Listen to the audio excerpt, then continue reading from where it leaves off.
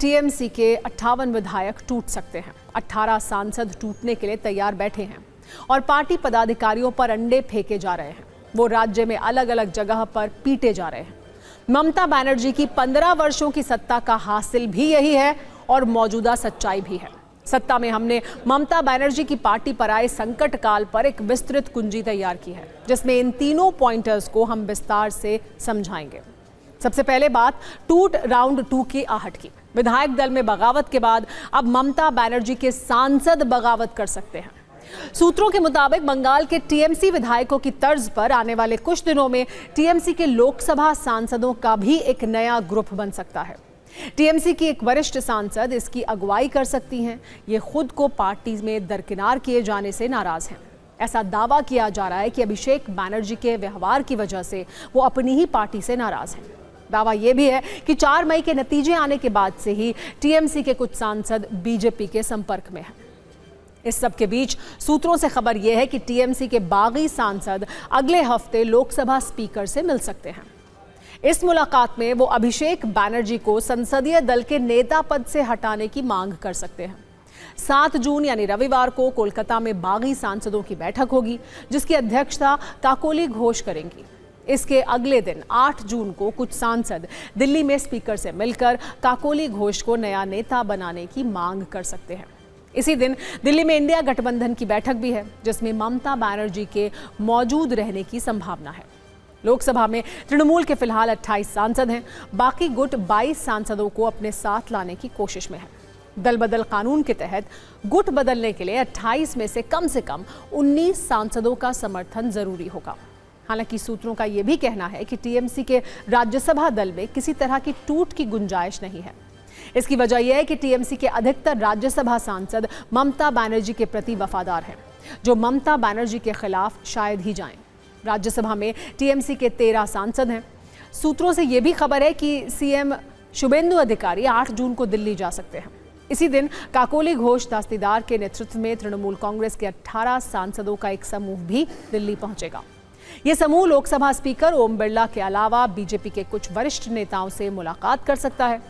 सूत्रों के अनुसार सांसद केंद्रीय एजेंसियों की कार्रवाई या संभावित गिरफ्तारी की आशंका के बीच संसदीय संरक्षण की मांग उठा सकते हैं।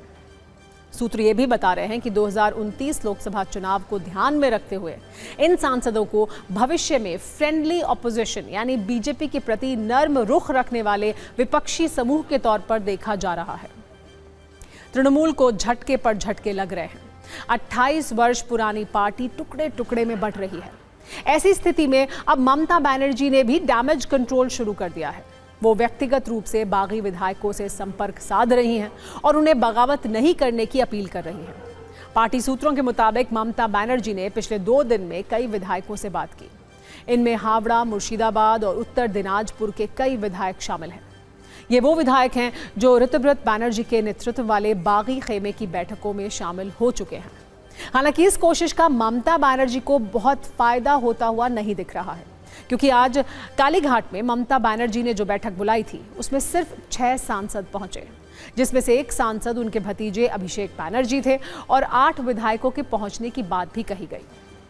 हालांकि ममता की कोशिश से अलग एक सच ये भी है कि मुस्लिम विधायक भी ममता बनर्जी का साथ छोड़ रहे हैं। मुर्शिदाबाद के 9 में से 8 विधायक बागी हो गए हैं। ऋतुव्रत बनर्जी ने यह दावा किया है कि कुछ और विधायक उनके साथ आ सकते हैं। हालांकि उन्होंने पार्टी बनाने की संभावना से इनकार कर दिया है। उन्होंने सांसदों की बगावत पर यह कहा कि उनकी किसी से बात नहीं हुई है। वो सांसद नहीं है, लेकिन कुछ भी हो सकता है।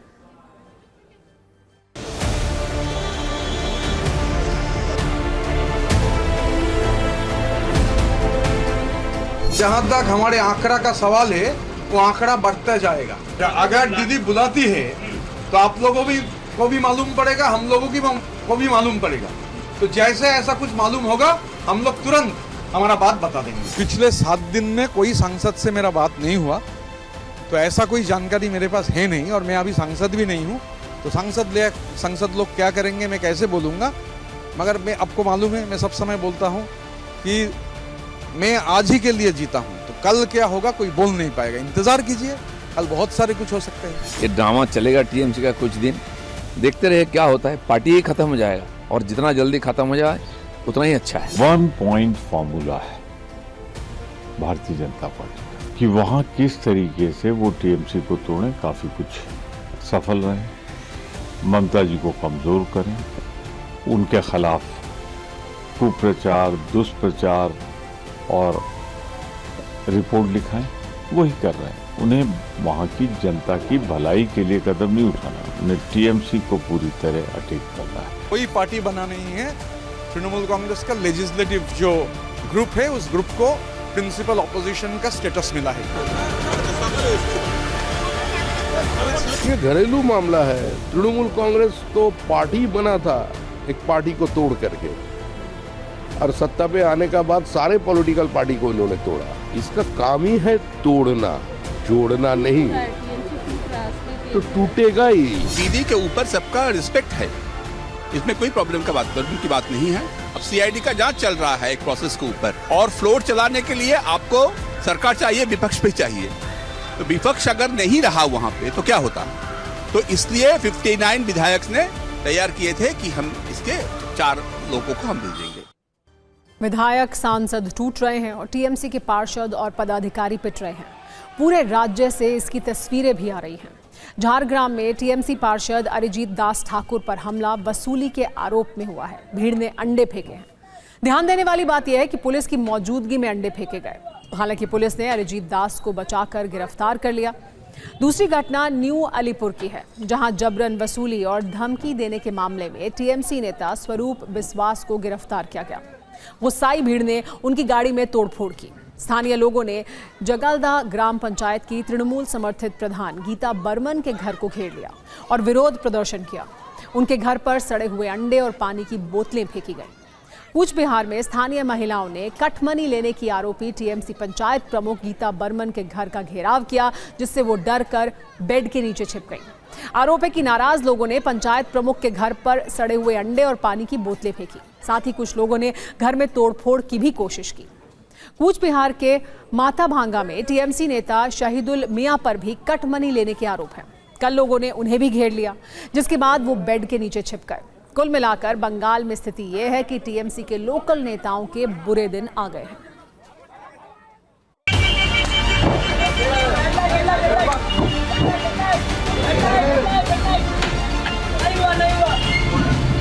हम 12 साल पहले से प्रेस कॉन्फ्रेंस किया था स्वरूप विश्वास को लेके।